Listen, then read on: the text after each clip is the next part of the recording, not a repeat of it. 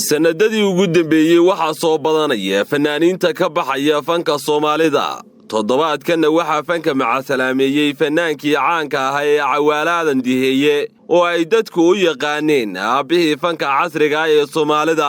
islayaamideena u laabkacay warkeeda wixii ihelaan la yaabay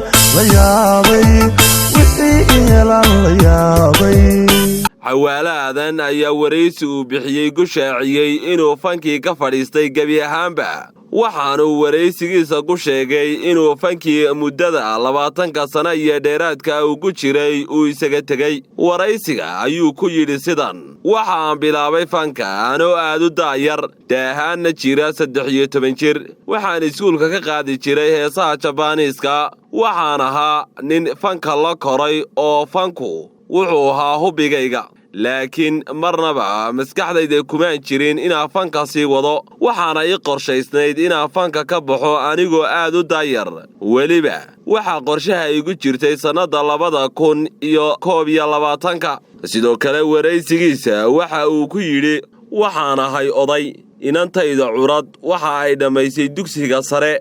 fanka sharaftiisa waan ilaaliyay oo fanka waan qurxiyay. waxaana leeyahay ayuu ku soo gabagabeeyay daayarta fanka ku jirta ii baashaala oo damaashaada oo waqtigiina si fiican u qaata, ayuu ku soo xidhay hadalkiisa Cawaale Aadan Diheeye oo fankii ka baxay. sidoo kale waxaa yana toddobaadkii hore fanka ka baxday fanaanadii Barwaaqo Qalanjo oo ka mid ahayd xidigaha fanka Soomaalida, gaar ahaan kooxda xidigaha geeska oo ay ku jirtay muddo dheer, waxayna ummadda ka codsatay inaan heesaheeda la dhegaysanin. sidoo kale waxaa soo dhaweeyay ka bixitaanka fankaasi fanaankii hore ee Maxamed Biikay, iyadoo maalinimadii shalay ay kulan soo dhaweyn u samaysay sheekhada caanka ah ee reer Somaliland ee Nasiibe Sheekh Aadan Xaaji Maxamuud Aadan Siiro, waxayna u ballan qaaday inay goyn doonto xajka. intaas ayaan ku soo gabagabaynaynaa warbixintan aynu ku dul istaagaynay fanaaniintan fanka ka baxay.